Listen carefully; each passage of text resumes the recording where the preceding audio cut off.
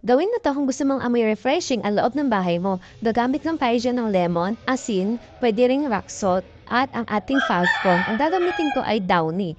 Any Favcon pwede mong gamitin. At ito ang una mong gagawin, slice mo ang lemon, horizontal at vertical. Ayan. At patapos mo siyang hiwain, buka mo siya ng ganyan. Ayan.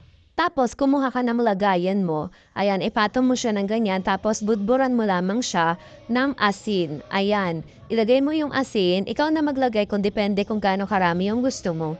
Ayan. Matapos niyan, ay nakalimutan ko palang sabihin, lalagyan nga pala yan ng alcohol. Any alcohol, pwede niyong gamitin. Ayan. Lagyan niyo lang siya na ma-overlap lang yung asin.